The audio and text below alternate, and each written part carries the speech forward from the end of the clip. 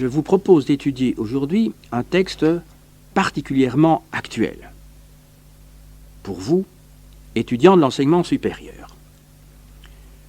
Vous allez voir qu'il y est question de la prise de notes au cours, et vous allez voir que déjà au XIVe siècle, le chahut existait. Je vous propose donc d'étudier un texte publié par Denifle et Châtelain dans le Cartularium Universitatis Parisiensis, publié à Paris, tome 3, 1894. Ce texte porte sur une réforme pédagogique à la faculté des arts de l'Université de Paris en 1355. Ce texte est traduit du latin et donné ici directement en traduction française. Au nom du Seigneur, Amen.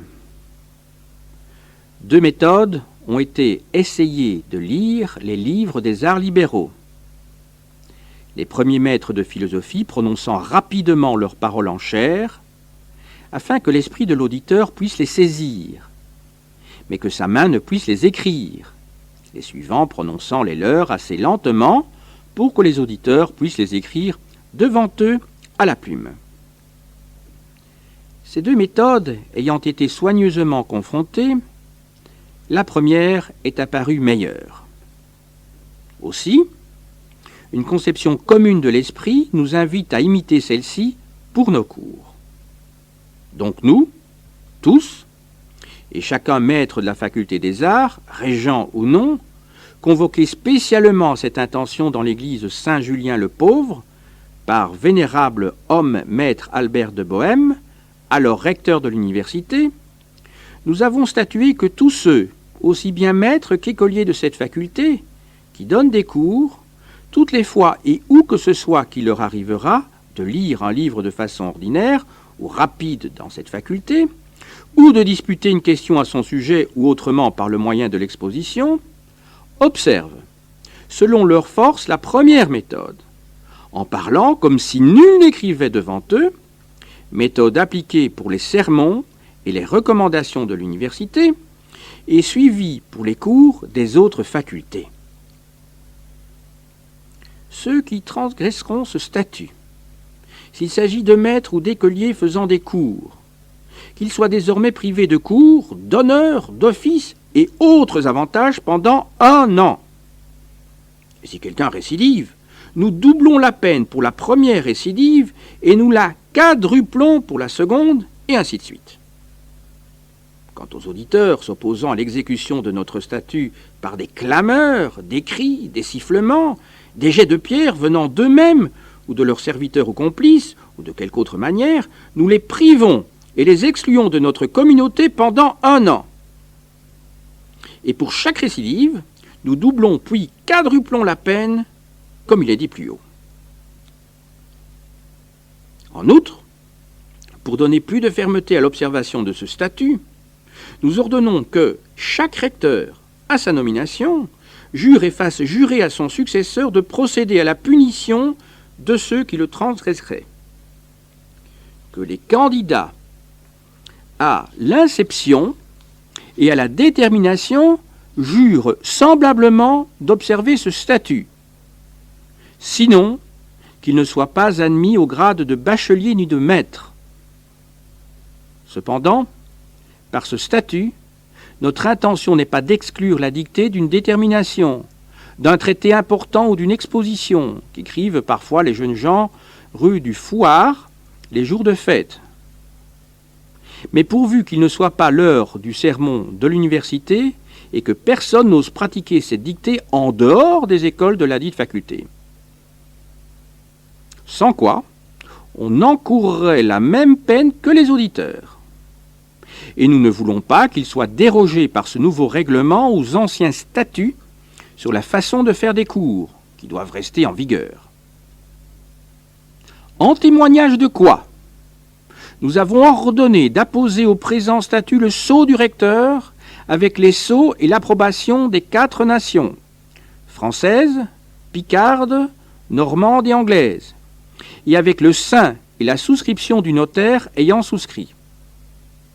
donné et fait dans l'assemblée des régents et des non-régents de notre faculté, convoqués spécialement à cette intention et réunis dans l'église Saint-Julien-le-Pauvre de Paris, l'an du Seigneur 1355, le 10e jour du mois de décembre, la 9e année de l'indiction et la 3e du pontificat du Très Saint-Père dans le Christ et Seigneur Innocent VI, pape par la providence divine, en présence de discrètes personnes, Jacques de Pavillonnet, Jean Candelli, Pierre Guerardi, Conrad Almani, sergent de l'Université de Paris dans la dite faculté des arts, ainsi que de beaucoup d'autres témoins spécialement appelés à cette intention. Et moi, Simon, dit Quinimo, clerc du diocèse de Toul, notaire par l'autorité apostolique et impériale, etc. Commentaire du document. Émanant de la communauté des maîtres de la faculté des arts de l'Université de Paris, ces statuts mentionnent et font intervenir plusieurs institutions de cette université telles qu'elles étaient en vigueur au milieu du XIVe siècle. On relève d'abord les diverses catégories du personnel qui enseignaient à la faculté des arts. Parmi les maîtres, les uns sont dits régents, parce qu'ils y professent régulièrement et officiellement. Les autres, non régents, tout en ayant le même titre universitaire, n'enseignent que de façon occasionnelle, ou même n'enseignent plus du tout, mais ont le droit de prendre part aux décisions de la communauté des maîtres. Par ailleurs, les écoliers, à partir du moment où ils sont bacheliers, et avant d'obtenir leur licence ou leur maîtrise, peuvent également donner des cours, portant obligatoirement sur des matières dont ils ont suivi l'enseignement au préalable. Il est fait également allusion aux 3 facultés qui, en plus de celle des arts, composent l'université. Le mot faculté, facultas, désignant une discipline ou une branche particulière du savoir, fut appliqué pour la première fois au studium parisien par une bulle du pape Honorius III en 1219. Mais c'est en 1252 seulement que remonte le premier statut qu'on ait conservé émanant d'une faculté, celle de théologie en l'occurrence. Les 2 autres facultés supérieures, celle de décret ou de droit canonique, le droit romain par le commun accord de la papauté et la monarchie capétienne n'étant pas enseignées à Paris, et celle de médecine, n'obtinrent pas leur sceau avant 1270.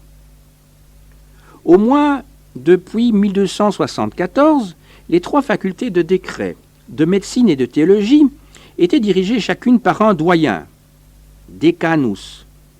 Tel n'était pas le cas de la faculté des arts, de loin la plus importante, par les effectifs de ses écoliers, aussi bien que par ceux de ses maîtres. Un recteur se trouvait à sa tête, choisi entre les maîtres par les représentants des 4 nations, françaises, anglaises, picardes et normandes. Primitivement, sa fonction durait 1 mois ou 6 semaines. Depuis 1266, elle s'étendait sur 3 mois, ce qui impliquait toujours, malgré tout, une rotation rapide. Le recteur mentionné dans notre document, Albert de Bohême, dit aussi de Altro Castro, Vicheracht, familier de l'empereur Charles IV, avait été élu procureur de la nation anglaise en 1349, puis recteur le 10 octobre 1355. Le recteur n'était pas seulement la plus haute personnalité de la faculté des arts. Durant la seconde moitié du XIIIe siècle, les autres facultés, non sans réticence ni protestation, avaient, l'une après l'autre, reconnu sa prééminence sur l'ensemble de l'université. Son sceau matérialisait en quelque sorte le caractère officiel de sa charge. Située dans le quartier latin, l'église Saint-Julien-le-Pauvre, dans laquelle se sont réunis les maîtres de la faculté des arts, était également, avec la chapelle des Mathurins et le couvent des Dominicains, un des lieux habituels où se tenaient les assemblées des nations et de l'université. Plusieurs des activités universitaires sont mentionnées dans notre document. Ainsi, les lectures ordinaires, lectiones ordinariae, faites par les maîtres à certaines heures de la matinée et durant une certaine période de l'année, en général d'octobre à Pâques ou au carême. Elle comportait une présentation et un commentaire à la fois analytique et synthétique des textes de base, les auctores, où les problèmes soulevés étaient traités avec le plus de profondeur et d'ampleur possible. Au contraire, les lectures rapides, lectiones cursoriae, confiées souvent à de simples bacheliers, se tenaient plus près du texte, dont elles suivaient modestement le déroulement. Dans bien des cas, elles avaient lieu l'après-midi. L'enseignement prenait également la forme de disputes ou de discussions, disputationes, séances présidées par un maître où s'affrontaient autour d'une question les écoliers ou les maîtres.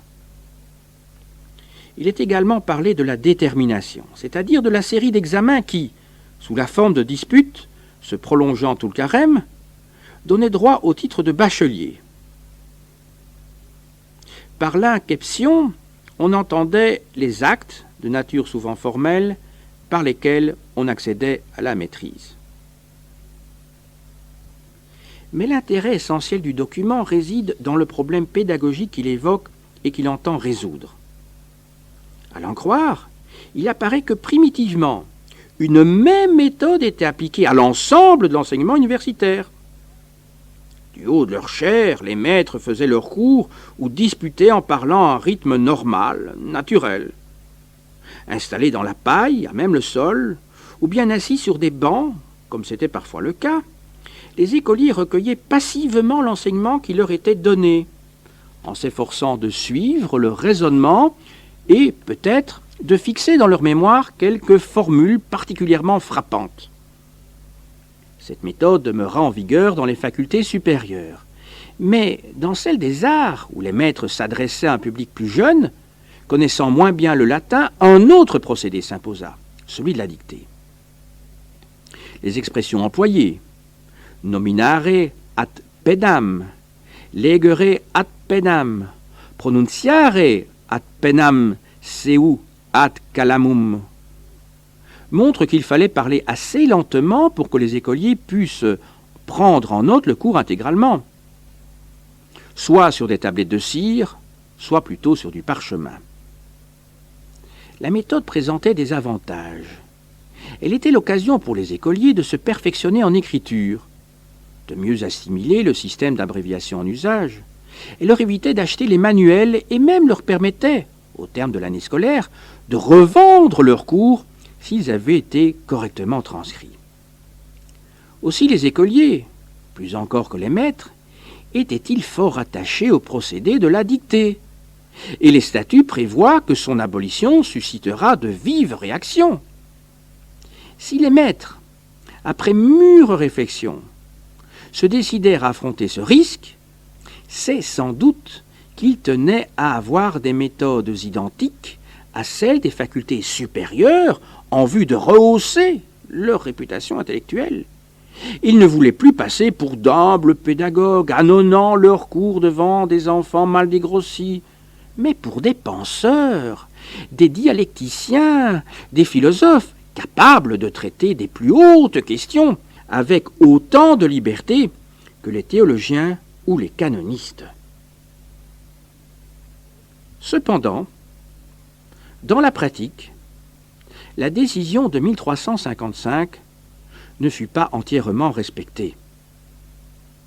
Bien des maîtres continuèrent à dicter au moins quelques thèses ou formules qu'ils jugeaient essentielles.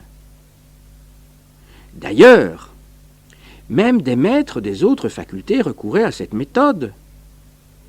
En 1386, c'est un maître en décret de Paris qui les fait reproche de lire à la plume pour écrire devant lui et récite plusieurs fois une chose et en fait plus petit procès.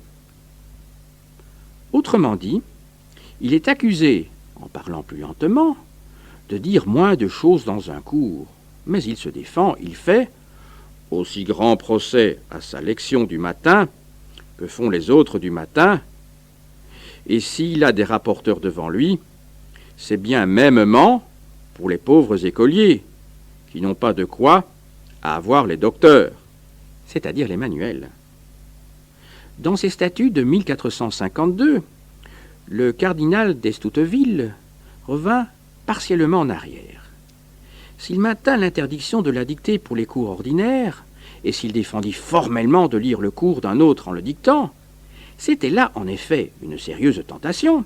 En revanche, il autorise la dictée pour les cours secondaires, rapides, confiés à des bacheliers. Quant au 4e paragraphe de notre document, il fait sans doute allusion au fait que des écoliers avaient pris l'habitude de transcrire sur manuscrit des exercices universitaires particulièrement élaborés pour vendre ensuite ces exemplaires, exemplaria, aux différents stationnaires, stationarii, c'est-à-dire aux libraires officiellement accrédités